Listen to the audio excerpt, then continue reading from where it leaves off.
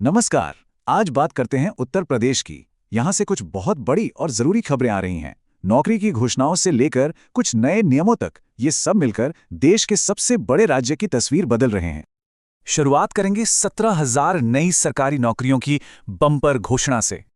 इसके बाद देखेंगे कुछ जरूरी फाइनेंशियल डेडलाइंस, जैसे कि पैन कार्ड को आधार से लिंक करने की जो आखिरी तारीख है, उसके बारे में बात करेंगे। और हाँ, सोने चांदी के बाजार में जो उतार चढ़ाव आया है, उसका हमारी आपकी जेब पर क्या असर पड़ रहा है, ये भी समझेंगे। तो चलिए एक एक करके इन सभी खबरों को जरा डिटेल में देखते हैं। तो सबसे पहले बात करते हैं उन बड़े सरकारी कदमों की जो सीधे टॉप लेवल से लिए जा रहे हैं। मतलब सरकार राज्य के विकास के लिए अपना पूरा विजन सामने रख रही है। और इस विजन के सेंटर में है मिशन जीरो पॉवर्टी। ये एक 2 फेज का प्लान है जिसका मकसद है कि हर गरीब परिवार तक सरकारी योजनाओं का फायदा पहुंचे। और पता है इसमें सबसे दिलचस्प क्या है? पहले फेज में तो बेसिक जरूरतें पूरी की जाएंगी, लेकिन दूसरे फेज में फोकस सिर्फ जरूरतों पर नहीं बल्कि जिंदगी को बेहतर बनाने वाली चीजों पर भी है।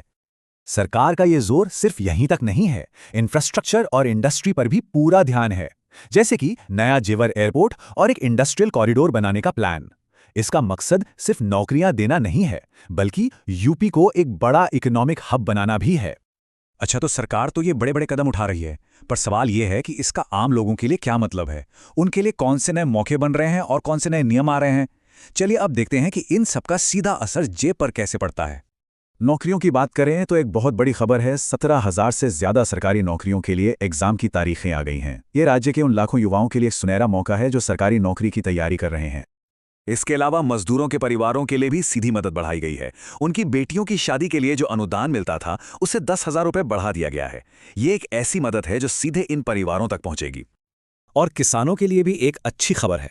खेती से जुड़े उपकरणों पर 50% की भारी सब्सिडी मिल रही है, लेकिन ध्यान रहे, ये एक लिमिटेड टाइम के लिए ही है। इससे किसानों को सीधा फायदा होगा।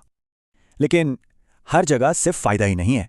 एक खबर ऐसी भी है जिससे जेब थोड़ी ढीली हो सकती है। अब आधार कार्ड में कुछ भी अपडेट कराने का खर्चा बढ़ा दिया गया है। इसका असर तो हम सब पर पड़ेगा। तो कुल मिलाकर देखें तो पैसों से जुड़ी कई और भी खबरें हैं। पीएम किसान की अगली किस्त आने वाली है, सरकारी कर्मचारियों का डीए बढ़ा है, सोने चांदी के दाम गिरे हैं, और तो और महिलाओं के लिए कमाई की एक नई स्कीम भी आई है। मतलब चारों तरफ से ऐसे बदलाव हो रहे हैं जिनका सीधा असर लोगों की फाइनेंशियल कंडीशन पर पड़ रहा है। चलिए अब पैसों की बात से थोड़ा आगे बढ़ते हैं। अब नजर डालते हैं कुछ नए नियमों और कानूनी फैसलों पर जो यूपी में बहुत कुछ बदलने वाले हैं।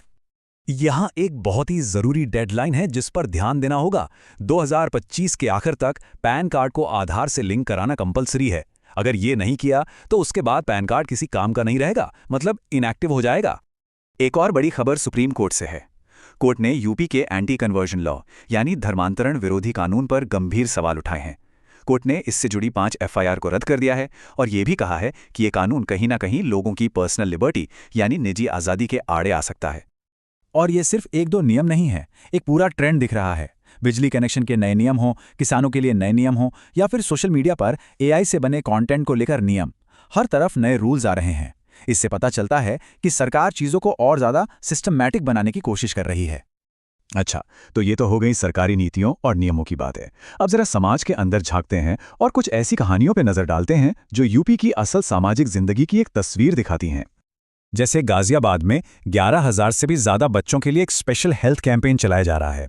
इसका मकसद है बच्चों में पोषण की कमी को दूर करना और उनकी हाइट वगैरह पर ध्यान देना है। वहीं दूसरी तरफ कुछ विवादित मामले भी सामने आए हैं। मुरादाबाद के एक मदरसे पर एक बहुत ही चौंकाने वाला आरोप लगा है और बागपत से भी एक वीडियो वायरल हुआ है। ये घटनाएं दिखाती हैं कि समाज के अंदर भी कुछ तनाव मौजूद हैं। इसी तरह का तनाव लखनऊ में भी देखने को मिला, जहां 69,000 भर्ती वाले टीचर कैंडिडेट अपनी मांगों को लेकर प्रदर्शन कर रहे थे और उनकी पुलिस से झड़प भी हो गई। तो आखिर में सवाल ये उठता है कि ये सब कुछ, सरकार की बड़ी बड़ी नीतियों से लेकर सड़कों पर हो रहे विरोध प्रदर्शन तक, ये सब हमें क्या बता रहा है? उत्तर प्रदेश आखिर किस दिशा में जा रहा है? इससे पहले कि हम आगे बढ़े, एक छोटा सा मौसम का अपडेट भी है। ऐसा लग रहा है कि मौसम बदलने वाला है। अक्टूबर के आखिर में यूपी के कुछ हिस्सों में हल्की बारिश हो सकती है।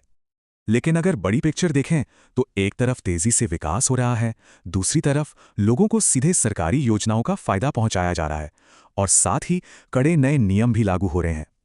ये सब देखकर एक आखिरी सवाल मन में आता है, क्या हम एक नए और बिल्कुल अलग यूपी मॉडल को बनते हुए देख रहे हैं? एक ऐसा मॉडल जो शायद भविष्य में देश के दूसरे राज्यों के लिए भी एक मिसाल बन सकता है।